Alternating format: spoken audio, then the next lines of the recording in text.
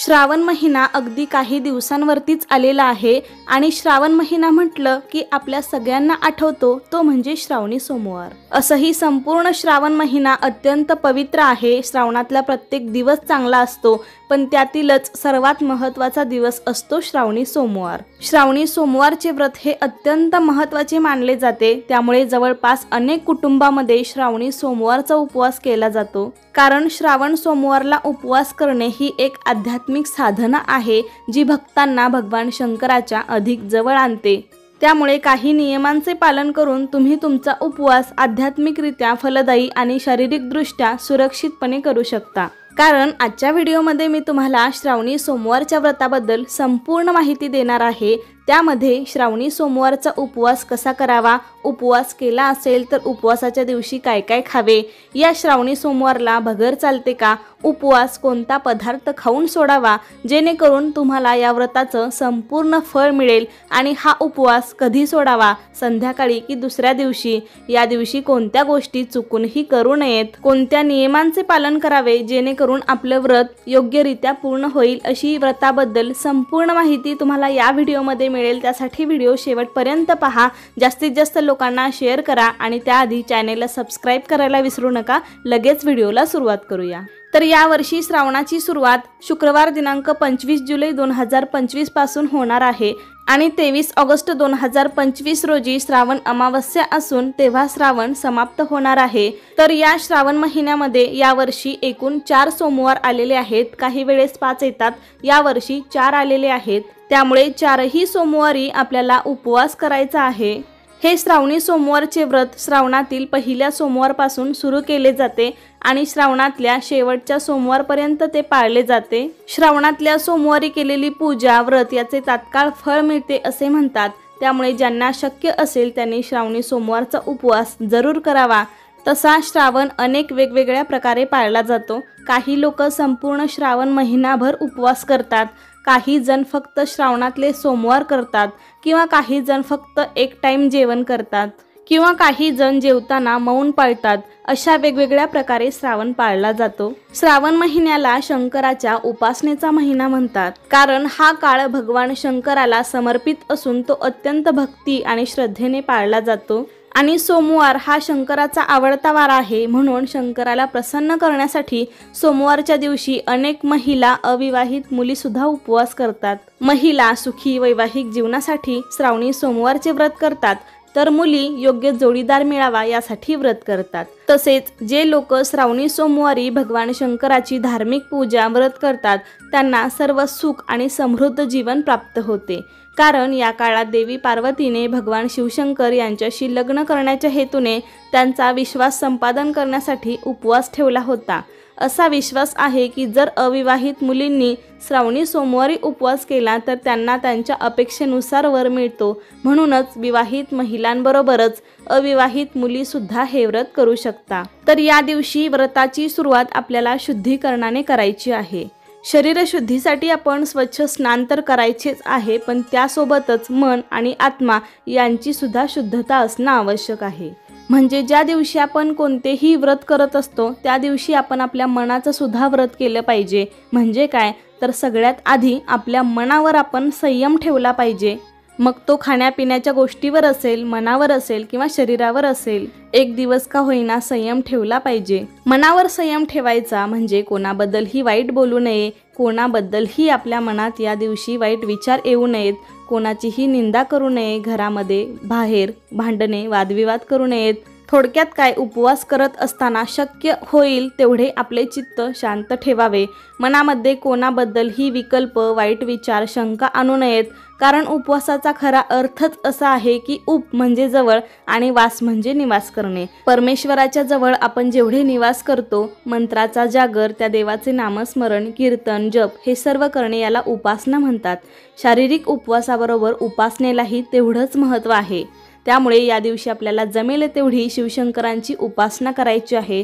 ओम नमः शिवाय या मंत्राचा जप असेल किंवा महामृत्युंजय मंत्राचा जप असेल किंवा तुम्ही ऐकू पण शकता, त्यासोबत शिवलीलामृतचा अध्याय वाचायचा असेल, अशी कोणतीही तुम्ही महादेवाची सेवा करू शकता। आपल्याला उपवासासोबत आध्यात्मिक चिंतन आणि ध्यान करायचे आहे। संपूर्ण दिवसभर दैवी शक्तीवर लक्ष केंद्रित करून सकारात्मक दृष्टिकोन ठेवायचा आहे। नकारात्मक विचार आणि वादविवादांपासून दूर राहायचे आहे।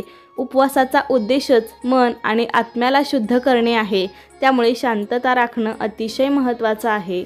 त्यासोबतच या दिवशी आपल्याला ब्रह्मचर्याचं देखील पालन करायचं आहे। तर शक्य असेल तर या गोष्टी नक्की पाळण्याचा प्रयत्न करा आणि त्या दिवशी सकाळी लवकर उठून स्वच्छ स्नान करून शक्य असेल तर पांढरी शुभ्र कपडे परिधान करावी। महादेवांना पांढरा रंग अतिशय प्रिय आहे। त्यानंतर शक्य असेल तर महादेवाच्या मंदिरामध्ये जाऊन तुम्ही शंकराची अगदी मनोभावे पूजा करू शकता। शिवपिंडीवरती बेलपत्र अर्पण करा। मंदिरामध्ये जाणं शक्य नसेल तर तुम्ही घरीच शिवलिंगाची पण विधिवत पूजा करू शकता। दिवसभरामध्ये जेव्हा वेळ मिळेल तेव्हा मात्र मंदिरामध्ये जाऊन शंकराचं दर्शन नक्की घ्या। महादेवाला खूप काही करावे लागत नाही, फक्त एक तांब्या पाणी जरी शिवाला अर्पण केले तरी ते खूप आहे। तर श्रावणी सोमवारी आपल्याला दिवसभर उपवास करायचा असतो आणि संध्याकाळी सोमवार सोडायचा असतो। दिवसभरामध्ये तुम्ही दूध, फळे घेऊ शकता। जी फळे उपवासाला चालतात ती ताजी फळे आणि दुधाचा समावेश आपण आहारामध्ये करू शकतो। तुम्हाला फराळ करायचा असेल तर तुम्ही साबुदाण्याची खिचडी पण खाऊ शकता किंवा साबुदाण्यापासून बनवलेले कोणतेही पदार्थ खाऊ शकता। पण बऱ्याच भागामध्ये श्रावणी सोमवारी वरई म्हणजेच भगर खाल्ली जात नाही। म्हणजे महादेवाचा जो उपवास असतो, श्रावणी सोमवार असेल, महाशिवरात्री असेल, हरतालिका असेल, या महादेवाच्या कोणत्याच उपवासाला अनेक भागांमध्ये भगर खाल्ली जात नाही। असं म्हणतात की महादेवाच्या उपवासाला भगर चालत नाही, त्यामुळे आम्ही सुद्धा आमच्या भागामध्ये महादेवाच्या उपवासाला भगर खात नाही। बऱ्याच ठिकाणी ही पद्धत आहे। तुमच्या भागामध्ये काही वेगळी पद्धत असेल तर तुम्ही त्यानुसार करू शकता।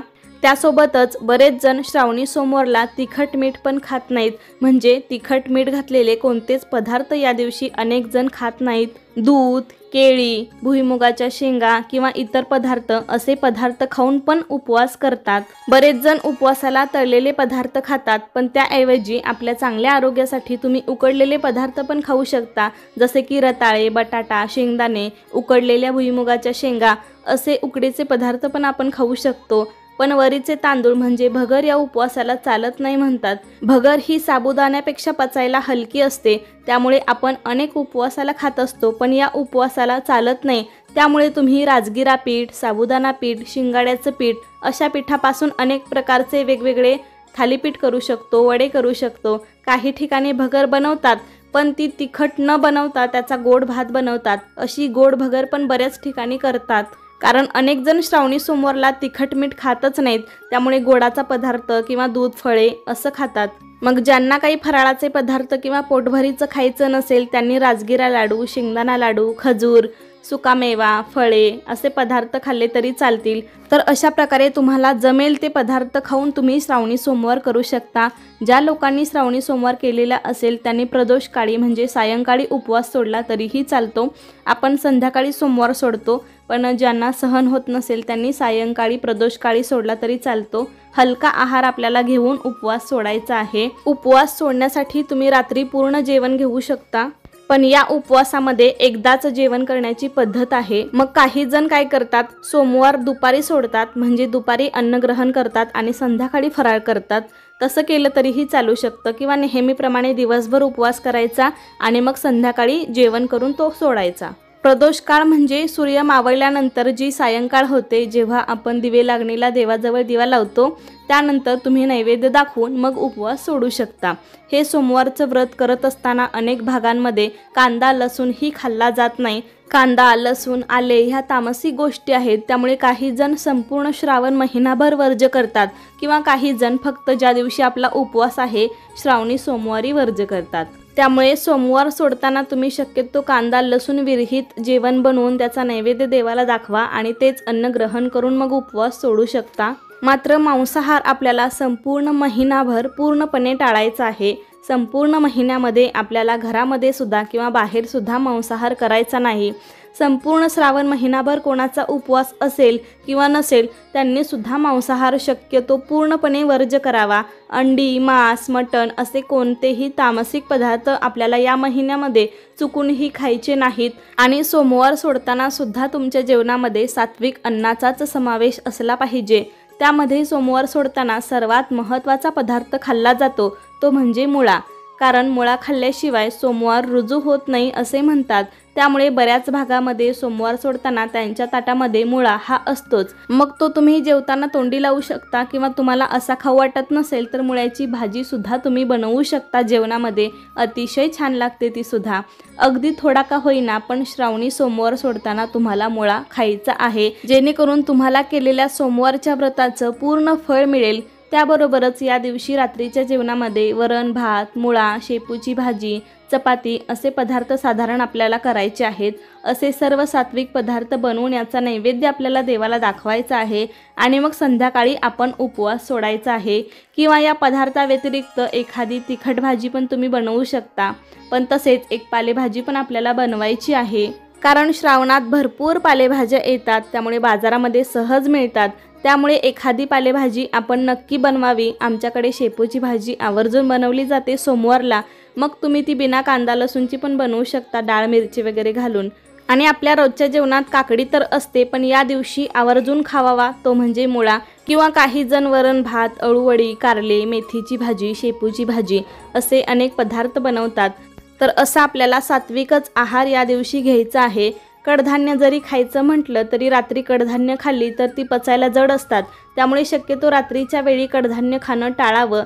आणि सोमवारी तर आपण दिवसभर उपवास करत असतो आणि रिकाम्या पोटी असे जड पदार्थ खाल्ले तर ते आपल्या पोटासाठी पचायला जड असतात, म्हणून तुम्ही असे साधे सात्विक पदार्थ बनवा जेणेकरून पचायला हलके जातील। आणि त्यासोबत तुम्ही पापड, लोणचं, एखादी वडी किंवा एखादा गोडाचा पदार्थ पण बनवू शकता, खीर वगैरे असे आपण सात्विक पदार्थ बनवून उपवास सोडायचा आहे। उपवास सोडताना एका जागी बसून शांतपणे सात्विक भोजन करावे। भोजन करतानाही कोणाशी वादविवाद करू नयेत आणि भोजन झाल्याशिवाय जागेवरून मध्येच उठू नये। जेवण करताना अन्नाचा अनादर कधीही करू नये। अन्न हे पूर्ण ब्रह्म आहे, त्यामुळे जेवण झाल्यानंतर आपण ताटाला नमस्कार करून अन्नाचा आदर करावा आणि मग आपला उपवास हा सोडला जातो। फक्त उपवास हा वेळेआधी सोडू नका, उपवास निर्धारित वेळेपर्यंत साधारणतः सूर्यास्तापर्यंत पूर्ण करा आणि या दिवशी आपला जास्तीत जास्त वेळ प्रार्थना आणि ध्यानात घालवा आणि सांगितल्याप्रमाणे योग्य आहार घेऊन आपला उपवास योग्य पद्धतीने सोडा, तर तुम्हाला केलेल्या व्रताचं पूर्ण आणि नक्कीच फळ मिळेल। तर कसा वाटला तुम्हाला आजचा व्हिडिओ मला नक्की सांगा। आवडला असेल तर लाईक करा, जास्तीत जास्त लोकांना हा व्हिडिओ शेअर करा आणि चॅनेलवरती नवीन असाल तर आपल्या अन्वीज मराठी कॉर्नर या चॅनेलला सबस्क्राईब करायला विसरू नका। धन्यवाद।